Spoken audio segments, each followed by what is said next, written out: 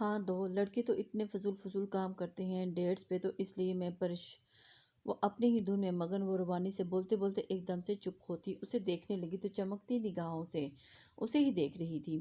دیکھ رہا تھا آپ کے خیال میں آپ کے ساتھ فضول فضول کام کر سکتا ہوں؟ اس کا ہاتھ تھام کے بہت سہولت کے ساتھ اسے اپنے نزدیک کھینچتا وہ بھاری لہجے میں گویا ہوا۔ تو وہ جو اس بلا ارادہ قربت پہ جذبز ہوتی فوراً مزاحمت پہ اتری تھی اس کے الفاظ پہ دھک رہ گئی تھی، لیکن پھر سارے لمحے اس کی آنکھوں کے سامنے لہرائے تو حیرت سے رنگت دہکنے لگی تھی۔ آپ ابھی بھی وہی کار ہیں، پوری قوت لگاتی وہ اسے دور ہونے کی تگدو کرنے لگی تھی۔ جب اس نے سمیٹتے ہوئے اپنے سینے سے لگایا تھا تو چہرے کو لگا کہ اس کی سانسیں تھام گئی ہیں۔ اسے اپنے سینے میں پینچی اس نے بائیں ہاتھ بڑھا کر اس کی سلکی بالوں میں اٹکی پونی کھینچی تو بال اس کی نازک کمر پر بکھر گئے تھے۔ میں تو پیار کرنے کی کوشش کر رہا ہوں، اس کے کھلے بالوں میں چہرہ چھپاتا وہ خامور ہمار آلود آواز میں بولتا اس کے رگوں پہ سنسنی بھر گیا تھا۔ اس کی ہمار آلود آواز پرتپش سانسوں کی لپک اور گردن کو چھوتے اس کے نرم لب اس کی شرٹ جکڑ کے بیٹھی چہرے کی ہتھیلیاں نم کر گئے تھے۔ اس سے پہلے کہ اس کی یہ بے اختیاری ایک وپری سمندر کی مان سا بہا کے لے جاتی، شہرے کے چہرے پہ پھسلتے آنسو ہوش کی وادیوں میں پٹک گئے۔ شہرے ریلیکس، آپ کیوں رو رہی ہیں؟ اس سے تھوڑا دور ہوتا اس کے رخسار پہ پھسلتے آنسو چنتا ہے پریشانی سے بولا تو وہ بلند آواز میں رونے لگی۔ آپ کو شرم نہیں آتی؟ میں آپ کو نہیں پتا میں ایسے آپ میرے سامنے آتے ہیں تو مجھے کیا ہوتا ہے؟ اس نے بہت اس شخص کے متعلق ایسا نہیں سوچا تھا، لیکن اب اس کے ساتھ اس قدر قیامت خیز قربت اس کے دل پہ تباہ کاریاں کر گئی تھی۔ تبھی وہ اس کے سینے پہ مکے مارتی مارتی روتی ہوئی بے رب سا بول پڑی تھی۔ وہ جو اس کی باتیں بہت غور سے سن رہا تھا۔ کیا اوکے سوری ریلیکس شہرے، اس کی کیفیت سمجھ رہا تھا، تبھی رسانیت سے کہتے اس کے آنسو صاف کرنے چاہے تھے جب شہرے نے روتے ہوئے اس کے دونوں ہاتھ تھامے۔ خبردار، آج کے بعد ماما میرے ساتھ ایسا مت کریں، آپ پلیز میرے جیسے پہلے جیسے ہی رہیں، جیسے جب چاچو تھے ویسے۔ وہ نہیں چاہتی تھی کہ کیا بول رہی تھی، لیکن اس کے الفاظ پہ زرغام نے گہری سانس بھر کے توجہ سے اسے دیکھا، جسے اس کی چند لمحے کی قربت بے تحاشا گڑبڑا چکی تھی۔ مطلب آپ چاہتی ہیں کہ میں آپ کے شوہر ہونے کے باوجود آپ کے ساتھ چاچو جیسا رویہ رکھوں؟ اس کے نازک ہاتھوں میں جکڑے اپنے مضبوط ہاتھوں کو ایک نظر دیکھنے کے بعد اس کی نگاہ اس کے بکھرے بالوں پہ جا اٹکی تھی، جبکہ شہر جواب قدرے سنبھل چکی تھی۔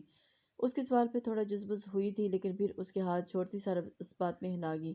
شول والا رویہ آپ نگاہ کے ساتھ رکھ لیں، لیکن مجھے آپ نے تنگ نہیں کرنا پلیز۔ جو شخص اس کی نظر میں اس کا سب سے بڑا مجرم تھا، اسی لیے وہ اپنے لیے فیور مانگ رہی تھی۔ ایسے کیسے ہو سکتا ہے؟ میری کلوزٹ میں رکھا اپنا سرخ سکارف دیکھنے کے بعد بھی آپ چاہتی ہیں کہ میں آپ کو ایسی رائے دوں؟ وہ جاننا چاہتا تھا کہ آیا وہ اس کی فیلنگ سے واقف تھی یا نہیں، اس لیے اس کے سرخ سکارف کا تذکرہ کیا، مگر وہ تو سرخ سکارف کے ساتھ نگاہ کے منگنی کی تصویر دیکھ کے الجھ چکی تھی، اس لیے وہ جان کے بھی کچھ نہ جان سکی تھی۔ تبھی وہ زر کے سوال پہ اس وقت چپ سی تھی، کیونکہ وہ اس وقت نگاہ کا کھاتا نہیں کھولنا چاہتی تھی کہ یہاں تنہائی تھی اور اسے یہاں سے نکلنا تھا۔ مجھے گھر جانا ہے۔ بیڈ پہ پڑی پونی ہاتھ میں لیتے بال باندھنے کی ناکام کوشش کرتی وہ اس سے مخاطب ہوئی، لائیں میں باندھ دوں۔ اس کی کوشش دیکھ کر اس نے ہاتھ آگے بڑھایا تو وہ اس نے خاموشی سے پونی اس کے ہاتھ پہ رکھ دی، اور اسے پونی باندھنی نہیں آتی تھی اور کھلے بالوں کے ساتھ گھر نہیں جانا چاہتی تھی۔ ادھر واش روم ہے، اپنا ہاتھ منہ دھو کے فریش ہوں، پھر نکلتے ہیں گھر کے لیے۔ اس کے بال باندھنے کے بعد اس نے کہا تو وہ سر اسبات میں ہلاتی واش روم کی جانب بڑھ گئی۔ آپ نین سے ملنا چاہتی ہیں آنٹی؟ اس نے روٹی کا نوالا کلثوم میر کے منہ میں ڈالتے محتاط انداز میں پوچھا، جو اپنی کلائیوں میں پہنی چوڑیوں پہ انگلی پھیر رہی تھی۔ نین سے؟ انہوں نے جیسے پرسوچ انداز میں اسے دیکھتے ہوئے گویا یاد کرنے کی کوشش کی۔ نہیں تو نین تو چوڑیاں لینے گیا ہے، لیکن زنین کو سب ڈانٹ رہے تھے، وہ کہاں ہے؟ اس کے الجھے ہوئے سوالیہ انداز پہ اس کو کھانا کھلاتی ضلع کے وجود کو کرنٹ سا لگا تھا۔ اب یہ زنین کون ہے؟ اس نے بے اختیار سوچا۔ مجھے لگتا ہے کہ میں ایک نارمل گھرانے کے بجائے کسی بھول بھلیاں میں آ گئی ہوں، جہاں ہر روز ایک نیا دھماکہ ہوتا ہے مجھ پر۔ وہ اس کے قدرے بہتری کی طرف مائل وجود کو دیکھتی سوچوں میں کھوئی تھی، جب کلثوم میر کی آواز میں اسے ہوش کی وادیوں میں لاپٹخا تھا۔ تم میری بہو ہونا؟ اس کی ذہنی روز شاید بھٹک چکی تھی، اور ایسا دن میں 2-3 بار ضرور ہوتا تھا، لیکن اس سے سوال ضرور کرتی تھی، پھر نین کیوں نہیں آتا؟ انہوں نے اپنا پرانا سوال دہرایا، کیونکہ وہ نہیں آ سکتا، آپ کو اس کے پاس جانا ہوگا، آپ چلیں میرے ساتھ۔ اس نے کھانے کی ٹرے سائڈ پر رکھتے ہوئے اس کے ہاتھ تھامے تو اس کے چہرے پہ خوف پھیلا۔ باہر گئی تو وہ باندھ دے گی؟ اس کے لہجے کا خوف اس کا دل چیر گیا تھا۔ اب ایسا نہیں ہوگا، میں ایسا ہونے نہیں دوں گی، آپ نے پریشان نہیں ہونا، میں کچھ دیر بعد آپ کو آپ کے بیٹے سے ملوا دوں گی۔ ان کے ہاتھوں کو محبت سے تھپ تھپاتی وہ اپنی جگہ سے اٹھی تھی۔ یہ اس کی انتھک محنت اور کلثوم میر سے انسیت تھی جس کی بدولت وہ بہتری کی طرف مائل اور اس کی بہت سی باتوں کو سمجھنے کی کوشش کرتی تھی۔ ایسے میں ضلع کو پوری امید تھی کہ بہت جلد کلثوم میر اپنے ہوش و حواس میں آ جائیں گی۔ خوشی سے سوچتی وہ مگن سے اپنے کمرے تک پہنچی اور ایک جھٹکے سے دروازہ کھول کے اندر داخل ہوئی تھی، اور جو کہ اس وقت نین کے سامنے تھی۔ نین، مجھے آپ سے ایک بات پوچھنی ہے۔ تمہارے لیے گڈ نیوز ہے۔ تمہاری تم اپنی ہی دھن میں بولتے ہوئے اس کی نگاہ جب سامنے پڑی تو اس کی آنکھیں پھٹی کی پھٹی رہ گئیں۔ اس نے پھٹی پھٹی نگاہوں سے اسے دیکھا جو بیڈ کے نزدیک چھکا ہوا تھا۔ تو آپ، میرا مطلب تم ٹھیک ہو؟ اس کی حیران اور بے یقین آواز جیسے گہری کھائی سے آتی محسوس ہوئی۔ وہ بے یقینی سے اسے دیکھ رہی تھی جو ایک ہاتھ سائڈ ٹیبل پر رکھ کے جھکنے کے سے انداز میں کھڑا تھا۔ کیا وہ اپنے پیروں پر کھڑا ہو سکتا ہے؟ سائنسیں کرتے ذہن کے ساتھ اس نے سوچا، مگر اگلے ہی پال وہ لڑکھڑاتے ہوئے زمین پر آ گرا تو دروازے کے پاس چچر کھڑی ضلع کا دماغ جیسے مزید آندھیوں کی زد میں آ گیا۔ واش روم جانا ہے مجھے۔ وہ حیرتوں کے سمندر میں غوطہ زن وہی ساکت کھڑی تھی جب اس کی درد سے چور آواز پہ ہوش آئی تھی۔ اس نے نظریں گھما کے اسے دیکھا جو بیڈ کے نزدیک اوندے منہ گرا بہت تکلیف سے سیدھا ہونے کی کوشش کر رہا تھا۔ اس کے چہرے پہ چھائے تکلیف دہ تاثرات دیکھ کر اس کے دل میں چھائے جانے والے مشکوک خیالات پھگ سے اڑے اور وہ تیزی سے اس کی جانب لگی۔ میرے آنے کا ویٹ کر لیتے، تم خود اتنی تکلیف کیوں دی تم نے؟ اس کے مضبوط توانا وجود کو اپنی نازک باہوں میں سمیٹنے کی کوشش کی تھی۔ وہ متفکر لہجے میں بولی تو اس نے توجہ سے اس کی جانب دیکھا جو اپنی جان توڑ کوشش سے اسے سیدھا کرنے میں لگی تھی۔ ٹھیک ہوں میں، اس کے چہرے پہ چھائی شرمندگی اور تکلیف کے رنگ دیکھ کر اس نے بے ساختہ کہا، لیکن وہ اس کی طرف متوجہ نہیں تھا، بلکہ وہ اس کی کمر میں دونوں بازو حائل کی اسے اٹھانے کی کوشش میں اپنے سر سے سرکتے دوپٹے سے بے خبر تھی۔ لیکن اب شاید ٹھیک نہ رہوں۔ اسے دیکھتے ہوئے اچانک وہ جس انداز میں بڑبڑایا تھا، ضلع نے چونک کے اسے دیکھا، لیکن اس کی خوبصورت آنکھوں کا مرکز اس کی خوبصورت آنکھوں کا مرکز اس کی سراہی دار گردن میں پہنا ہوا وہ نیلا موتی تھا، اور اس کے تمام عرصے میں بہت لاشعوری طور پر اتنا تو جان ہی چکی تھی کہ اس موتی کو دیکھ کر یہ شخص بے لگام ہو جاتا ہے۔ تم جلدی سے فریش ہو جاؤ، پھر تم اپنی ماما سے مل سکتے ہو۔ اس کی توجہ بھٹکانے کو اس نے جلدی سے اپنی بازو کو حرکت دیتے ہوئے اٹھانے کی کوشش کی، لیکن اس جیسے جوان مرد کو اس کے لیے زمین سے مکمل اپنے سہارے پہ اٹھانا اتنا آسان بھی نہیں تھا۔ ماما ٹھیک ہے؟ نگاہیں ہنوز گردن میں ڈولتے موتی میں جمائے وہ گہری سنجیدگی سے بولا تو ضلع نے آہستگی سے سر اسبات میں ہلایا، اور اس کی حرکت کے ساتھ سفید گردن منیلے موتی کی دل فریبی پہ ضبط کھوتا وہ اس کی جانب جھکتے ہوئے لب اس موتی کی خوبصورتی کو محسوس کرنے کے لیے جما گیا تھا۔ وہ جو گھٹنوں کے بل بیٹھی اسے بمشکل تھوڑا سیدھا کر کے بٹھانے پر کامیاب ہوئی تھی۔ اسی سچویشن میں ایسی حرکت پہ بوکھلائی ہوئی بمشکل خود کو لڑکھڑانے سے بچاتی اپنے سست پڑتی دھڑکنوں کے ساتھ اس کے بدن میں اپنے ناخن گھسیٹ گئی۔ بس کرو۔ چند لمحے بعد اس نے بھاری آواز کے ساتھ اسے پکارا تھا۔ اس کی پکار پہ سنبھلتے ہوئے پیچھے ہٹا تو وہ سرخ مگر سپاٹ چہرہ لیے بڑی محنت سے اس کے وجود کو سہارا دیتی بلاہر بیڈ پہ بٹھانے میں کامیاب ہوگی۔ اسے بیڈ پہ بٹھانے کے بعد اس نے ویل چیئر نزدیک کی اور اس پہ بٹھا کر واش روم کی جانب لے گئی۔ اسے واش روم بھیج کر وہ تھکے تھکے قدموں سے چلتی واپس بیڈ کی طرف آئی تھی اور وہیں بیٹھ گئی۔ تمہارا دیا گیا ٹارگٹ پورا کر چکی ہوں، اب شاید مجھے میرے ناکردہ گناہ کے اس ازالے سے آزاد کر دیا جائے گا، تو ایسے میں تمہاری جسارتیں میری راہ کھوٹی کر دیں گی۔ وہ جانتی تھی کہ اس شخص نے اپنی ماں کے لیے اس کے لیے کیا کیا ہوگا۔ اب تو اس کی ماں اس سے ملنے والی تھی اور اس کے وعدے کے مطابق اپنی ڈگری مکمل کر لے گا۔ ایسے میں ان دونوں کا رشتہ جو ایک الزام سے شروع ہوا تھا اس کا وجود تو مٹ جائے گا، لیکن کیا اس رشتے کے ختم ہونے کے بعد شازمین میر مجھے آزادی سے جینے دے گی؟ وہ اپنی ہی سوچوں میں مدغن تھی۔ کیا وہ میرے پاپا پہ لگائے گئے پیسوں کے لیے مجھے ذلیل نہیں کرے گی؟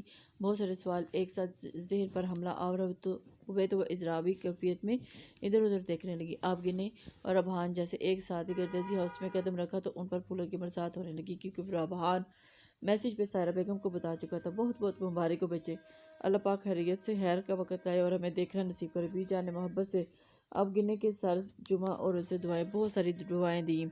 مجھے یقین نہیں آتا کہ یہ وہی ربحان ہے جس نے کچھ ماہ قبل گھر میں جنگ کا طبل بجایا ہوا تھا اور مجھے شادی نہیں کرنی۔ اب یہ وہی ربحان ہے جو 4 ماہ بعد ہمیں باپ بننے کی نوید سنا رہا ہے۔ دادو نے مسکراتے لہجے میں ربحان کو چھیڑا اور جس کے چمکتے چہرے پر اس کی خوشی چھلک رہی تھی، جبکہ دادو کی شرارت میں سبھی کھلکھلا دیے تھے۔ واقعی تب تو یوں لگ رہا تھا کہ جیسے لالا اس سے گن پوائنٹ پہ شادی کے لیے رضامندی مانگ رہے، لیکن شادی کے بعد لالا بیوی لے کر فرار ہو گئے۔ دوریا نے بھی دادو کی شرارت میں حصہ ڈالا تھا۔ میں ایسے ہی ان پیریڈ پریکٹیبل کام کرتا ہوں، بےشرمی سے کہتے ہوئے اس نے اب گنے کو دیکھا تھا، لیکن اس کا چہرہ اس وقت نہ جانے کیوں گہری سنجیدگی کی لپٹ میں تھا۔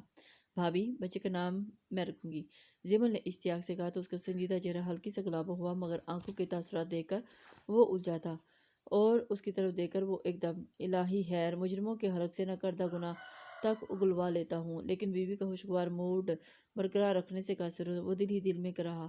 بی جان نے فوراً صدقے کا کالا بکرا منگوائے اور ہاتھ لگوا کر صدقہ دیا۔ کافی دیر ان لوگوں کے پاس بیٹھنے کے بعد جب سائرہ بیگم آپ گنے کو کمرے میں بھیجا تو تھوڑی دیر بعد وہ بھی اس کے پیچھے گیا۔ دروازہ آہستگی سے کھولتے ہوئے اس نے اندر قدم رکھا تو بیڈ کے کنارے پیر لٹکا کے بیٹھی نظر آئی۔ کیا بات ہے، طبیعت ٹھیک ہے نا؟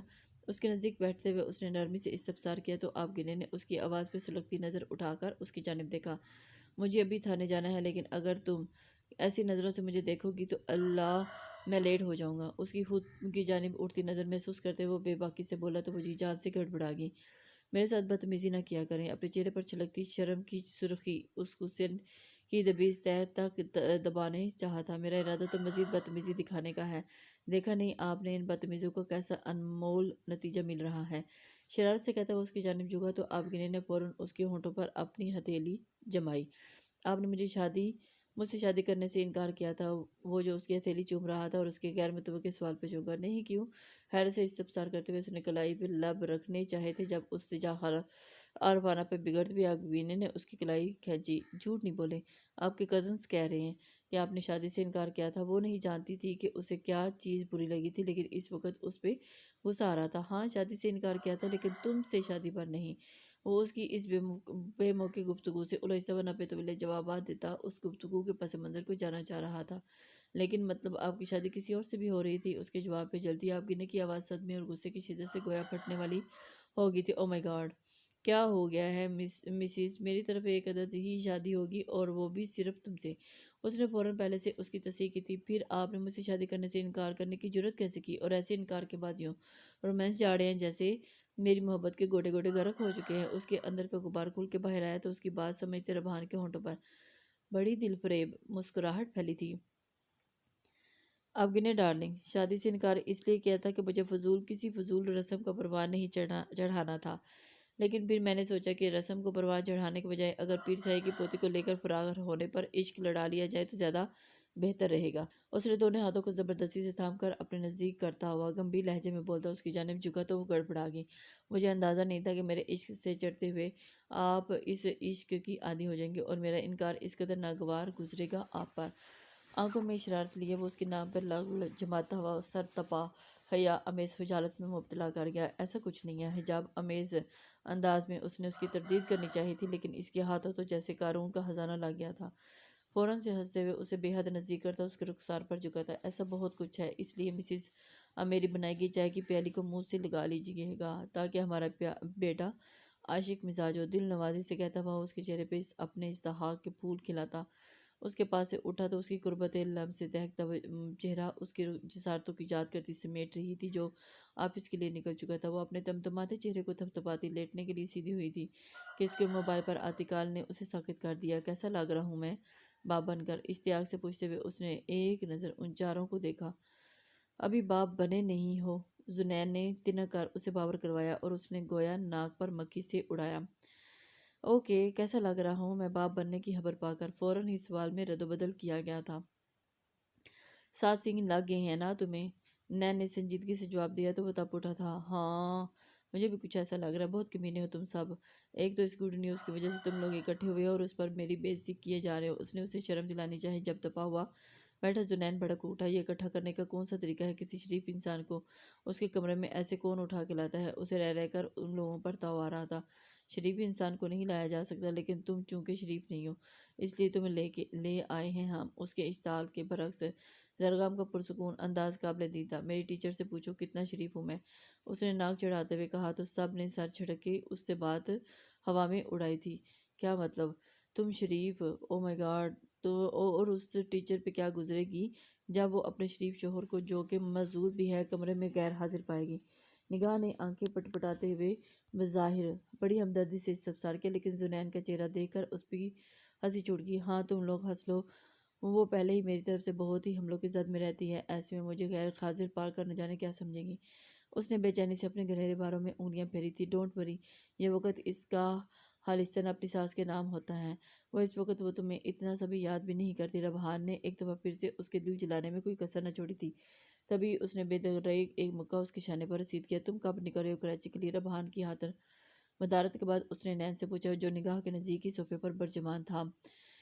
بس آج ہی نکلوں گا زنین نے۔ ابھی یہاں سے سیدھا کراچی کے لیے نکلوں گا۔ نین کے جواب پر اس نے ہولے سے سر اسبات میں ہلایا تھا۔ اپنا خیال رکھنا اور ہمارے ہاں دو اور ہمارے لیے یا ماما کے لیے پریشان نہیں ہونا۔ جس طرح اللہ تعالیٰ نے پہلے ہماری مدد کی ہے وہ اب بھی ہماری حفاظت اور مدد کرے گا۔ وہ نرمی سے اسے دیکھتے ہوئے بولا تو اس نے مسکرا کے دیکھا تھا۔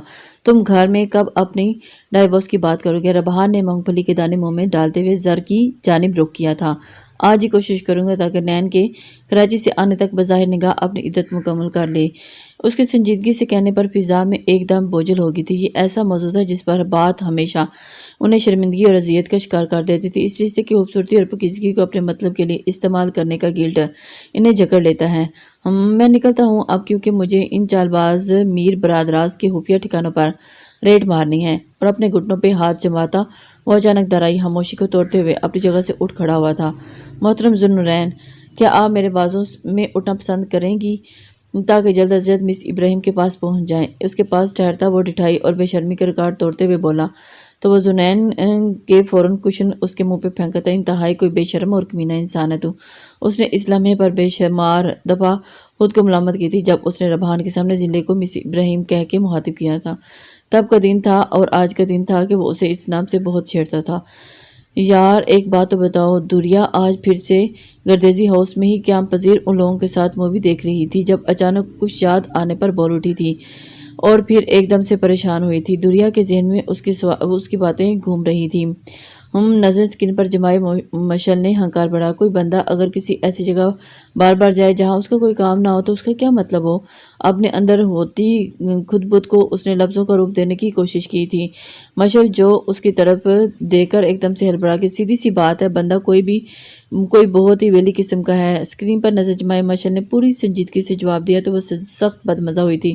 او نو یار دیکھو، اگر کوئی بندہ یونی بار بار آئے حالانکہ کوئی کام بھی نہ ہو تو پھر اس کے اب ذرا سوال اور ذرا وضاحت سے پیش کرنے کی کوشش کی گئی تھی تو پھر اس بندے کے ساتھ کوئی دماغی خلل ہوگا۔ کوئی بندہ کام ہوتے ہوئے نہ جائے کجا کے بغیر تو کام کے جانے۔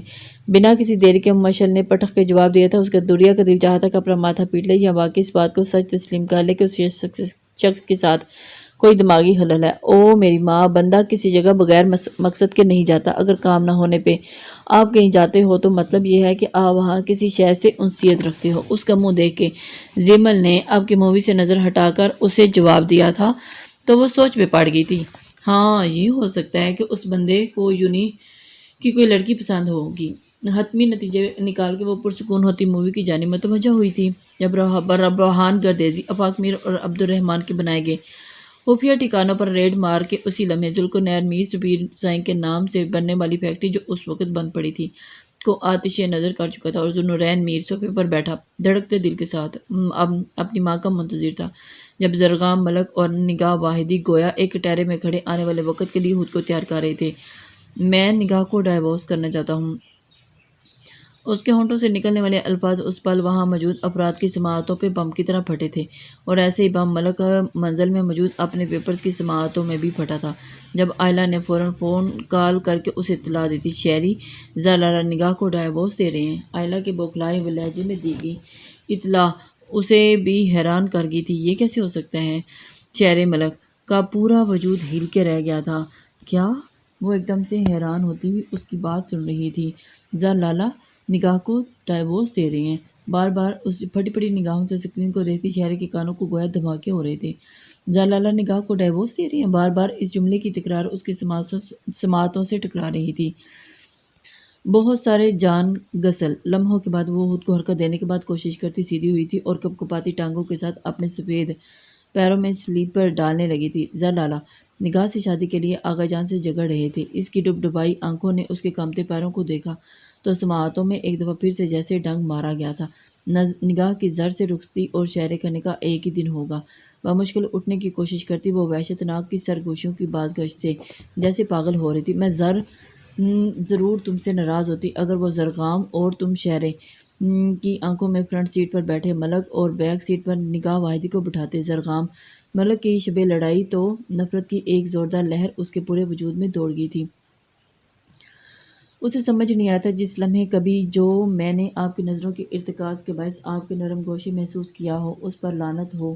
گہرے تنفر اور اشتعال سے کہتی وہ اب جیسے کسی اندیکھی قوت کے باعث تیز تیز قدم اٹھاتی ملک منزل کے صدر دروازے کی جانب بڑھ رہی تھی۔ اپنے سامنے پڑے تمام ریکارڈ کو حیرانگی سے تکتی شازمین میر کا چہرہ مارے ضبط سے سرخ ہونے لگا تھا۔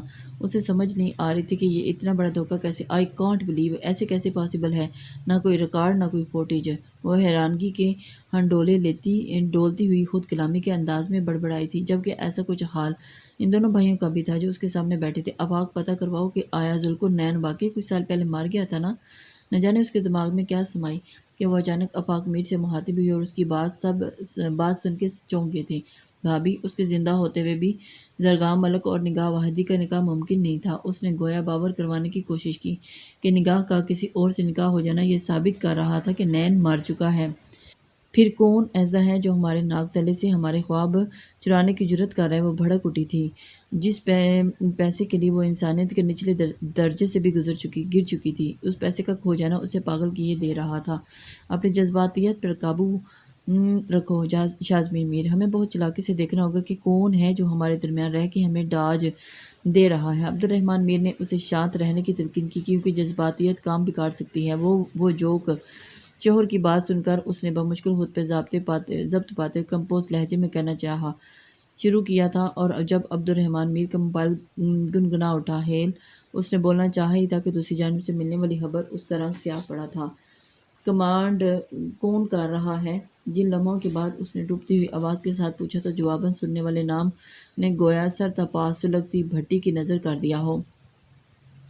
کیا ہوا بھائی صاحب؟ اس کی سیاہ پڑتی رنگت دیکھ کر افاق میر نے استفسار کیا تو وہ چونکا، اور پھر لمحہ بلمحہ اس کے چہرے پر غیظ و غضب چھانے لگا تھا۔ اس کمینے ایس پی نے ہمارے ٹھکانوں پر ریڈ مار دی ہے اور ہمارے کروڑوں کا مال ضبط کیا گیا ہے۔ وہ غصے اور صدمے کی شدت سے اس کی آواز جیسے پھٹ رہی تھی، جبکہ دی گئی خبر پہ وہ دونوں ہی جیسے ہل سے گئے تھے۔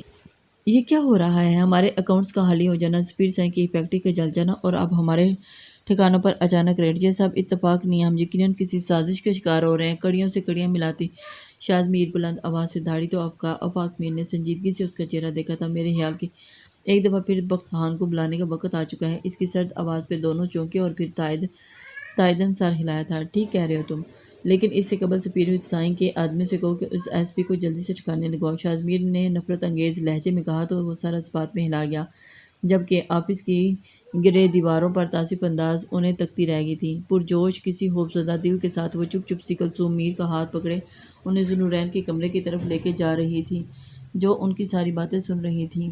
اور آج گھر کے سبھی افراد شازمین میر کے بھانجے کی منگنی پر گئے تھے۔ ایسے میں اسے موقع مل گیا تھا کلثوم میر سے اس کو ملوانے کا۔ آپ خوش ہیں اپنے بیٹے سے ملنے کے لیے؟ اس نے ان کی خاموش چہرے کو دیکھتے ہوئے استفسار کیا تو وہ چونکی۔ ہاں، وہ چوڑیاں لے کے آیا ہے، انہوں نے چونکتے ہوئے جواباً سوال کیا تو اس نے سر اس بات میں ہلا دیا۔ چوڑیاں کس کے لیے منگوانی ہیں؟ وہ چھوٹے چھوٹے سوال کر رہی تھی تاکہ ذوالنورین کو دیکھ کر ہائپر نہ ہوں۔ وہ اس کے لیے وہ جیسے کچھ یاد کرنے میں ناکام ہوئی تھی، اور پھر اسے کچھ سمجھ نہیں ہے۔ اچھا، آپ نین کو زیادہ یاد آتا ہے؟ آپ کو نین زیادہ یاد آتا ہے؟ اس نے اگلا سوال کیا اور آخری سیڑھی پر قدم رکھا تھا۔ نہیں، نین بھی آتا ہے یاد، وہ اسے سب ڈانٹ رہے تھے نا۔ انہوں نے جیسے اسے شکایت سی لگائی تھی، جبکہ وہ ان کے جواب پہ الجھ سی گئی تھی۔ یہ نین بھی سے کیا مطلب ہوا بھلا؟ اس کے ذہن میں بے ساختہ سوال ابھرا تھا، لیکن تب تک وہ راہداری کے آخری سرے تک پہنچ گئے تھے۔ آخری سرے پہ بنے اس کمرے کے بند دروازے کے سامنے پل بھر کے لیے ٹھہرتی بلا ہر آڑ یا پار سوچتی۔ دروازہ کھول گئی تھی۔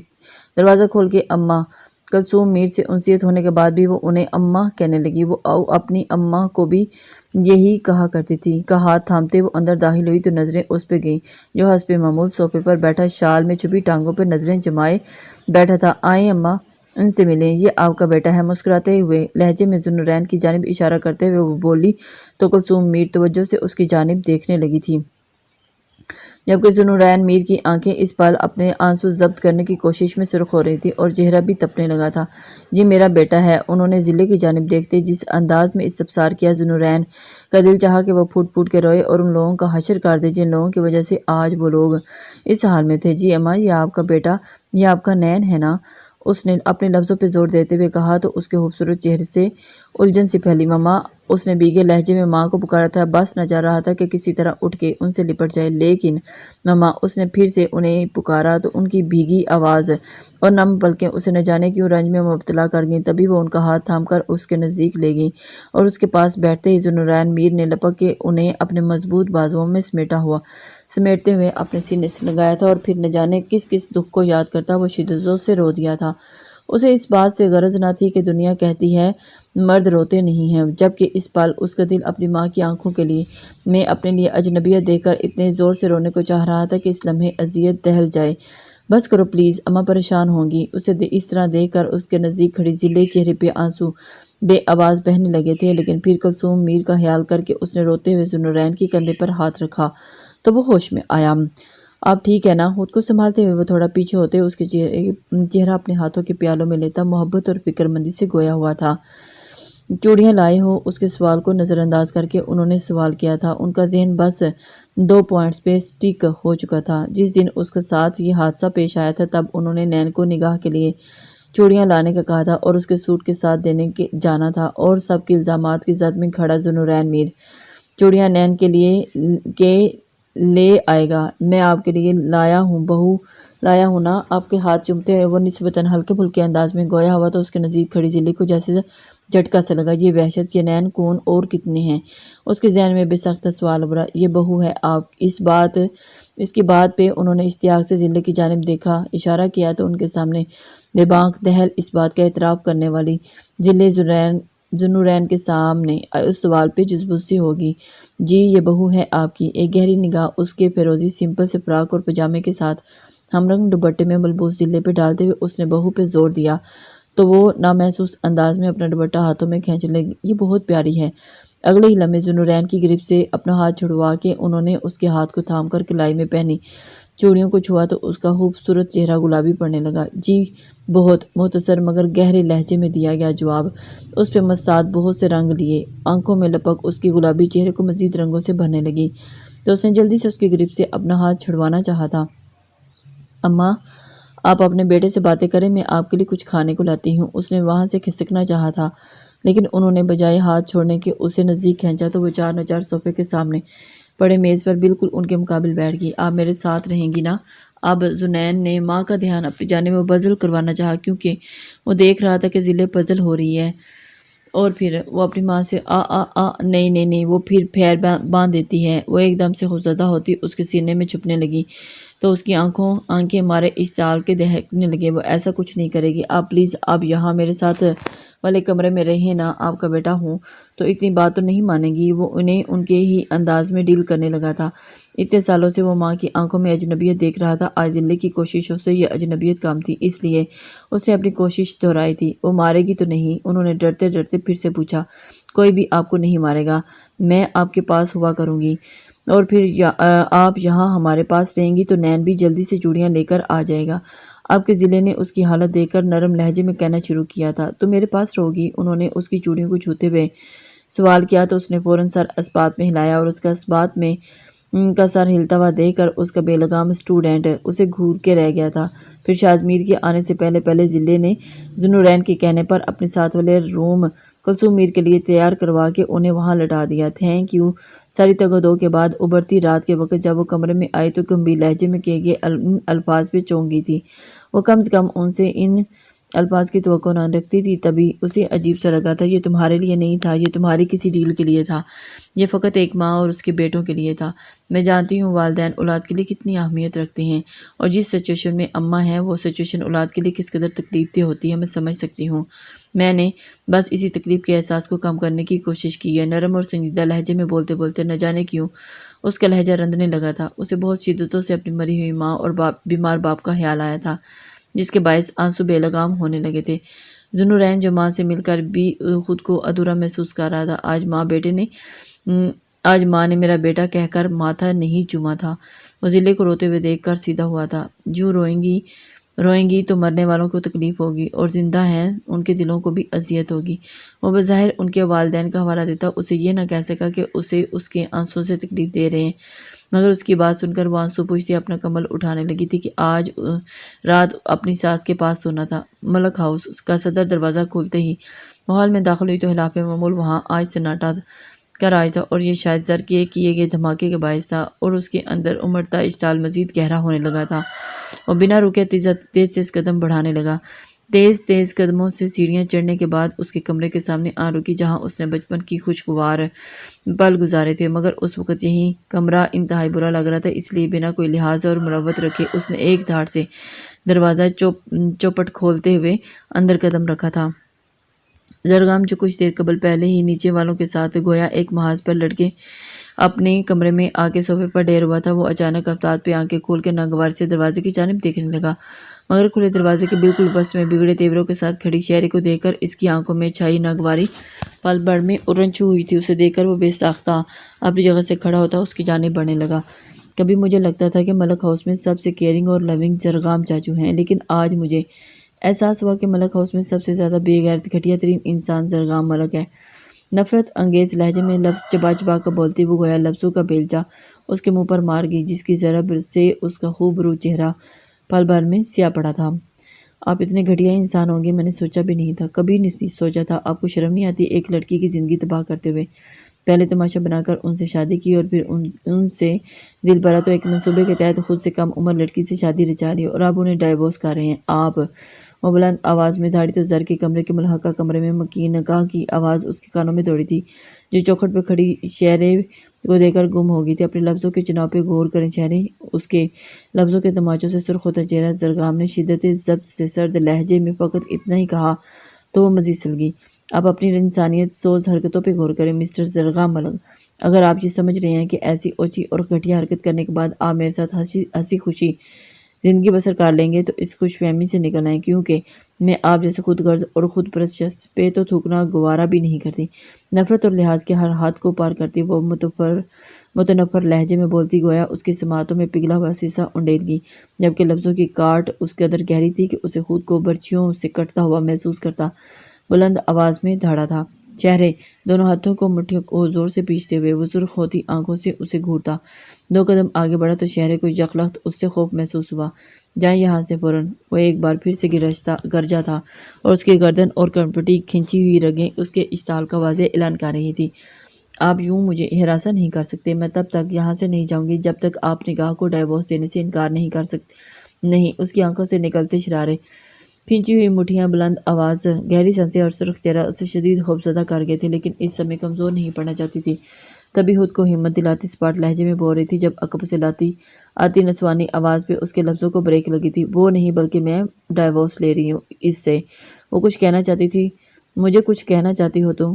بنا مڑے ہی وہ محسوس کر سکتی تھی کہ نگاہ کے لہجے میں اس کے لیے اس وقت اتنی ناگواری اور غصہ تھا، مگر اسے اس ناگواری اور غصے سے حیران نہیں تھا، بلکہ اسے حیران کر دینے والی نگاہ کے الفاظ سے۔ اس پہ متضاد زر کا سرد مہری سے نگاہ کو وہاں سے ہٹنے کا تھا۔ نگاہ جاؤ تم یہاں سے۔ اس کے انداز پہ مزید متعجب ہوتی وہ ایک جھٹکے سے پلٹی تو سیدھی نظر اسے اپنے سامنے کھڑی نگاہ سے ٹکرائی، جو ناگوارے میں آپ میر برادرز کے خفیہ ٹھکانوں پر کامیاب ریڈ مارنے کے بعد وہ خوشی سے سرشار ہوتا اپنے آفس میں بیٹھا نین کی کال کا منتظر تھا، جو کراچی پہنچ چکا تھا، اور اب اس شخص تک پہنچنا تھا جو انہیں ولید میر کے متعلق انفارمیشن دے سکتا تھا۔ اس لیے وہ ہاتھ میں موبائل تھامے نین کی کال کا ویٹ کر رہا تھا۔ جب اس کی کال پہ ان نون نمبر کے میسیجز ریسیو ہوئے تھے، چونکہ اس وقت فارغ تھا اس لیے فوراً میسیجز اوپن کیے تھے، لیکن میسیجز پہ نظر پڑتے اس کا وجود گویا پتھر کا ہو گیا تھا۔ دشمنوں پہ حملہ کرتے ہوئے اتنا بھی مصروف نہیں ہو جانا چاہیے کہ گھر سے نکلنے والی بیوی اور بہن کے متعلق خبر نہ ہو سکے۔ یہ الفاظ نہیں بلکہ ربحان گردیزی کے لیے بم تھا جو اس پورے وجود کے پرہچے اڑا گیا تھا۔ ایک ہماری امانت تھی جو ہم لے کے جا رہے ہیں، اور دوسری ہمارا بدلہ جسے چکانے کے بعد واپس لوٹا دیں گے۔ آپ گنے اور دریا کی تصاویر کے نیچے لکھے گئے ان الفاظ کو پڑھ کے وہ سر تپا زلزلوں کی زد میں محسوس کرتا ششدر رہ گیا تھا۔ موبائل مٹھی میں دبوچتا ہوا ایک جھٹکے کے ساتھ اپنی جگہ سے اٹھا اور لمبے لمبے ڈھاگ بھرتے ہوئے باہر کی جانب بڑھنے لگا۔ سفیر سائیں کو لے پیر سیدہ پہنچو۔ موبائل کان سے لگائے اس نے مختصر مگر سرد مہری سے حکم جاری کیا اور خود اپنی گاڑی کی جانب بڑھ گیا۔ نگاہ تم جاؤ یہاں سے۔ زرگام نے ایک دفعہ پھر سے نگاہ کو سرد مہری سے جانے کو کہا تو شہرے نے بے ساختہ بول اٹھی تھی، آپ ڈائیورس لینا چاہتی ہیں؟ اس کی بے یقین نگاہ کے سپاٹ چہرے کو تک رہی تھی۔ ایک نظر زر پہ ڈال کے وہ چہرے کی جانب متوجہ ہوئی جو اس کے جواب پہ شاکڈ رہ گئی۔ نگاہ کین یو بلیو پلیز؟ شہرے کے چہرے پہ چھائی کیفیت کو دیکھتے ہوئے زر نے شدت ضبط سے بھری ہوتی ہوئی آواز میں نگاہ کو مخاطب کیا تو زر کا اشارہ سمجھتی سر ہلا کے وہاں سے چل دی۔ یہ چل کیا رہا ہے؟ آپ کوئی ڈرامہ رچا رہی ہیں آپ دونوں؟ نگاہ کے یوں بات بیچ ادھوری راہ سے چھوڑ کے چلے جانے پر وہ بہت بری طرح سے چڑکی تھی۔ آپ ریلیکس رہیں، کوئی ڈرامہ نہیں چل رہا رچا رہا کوئی بھی۔ آپ پرسکون ہو کے اپنی ایگزامز کی تیاری کریں۔ وہ مشکل اندر اٹھتے ہوئے ابال کو دبائے وہ کمپوزڈ لہجے میں گویا ہوا لیکن مقابل تو کوئی بات سننے پہ آمادہ ہی نہ تھا۔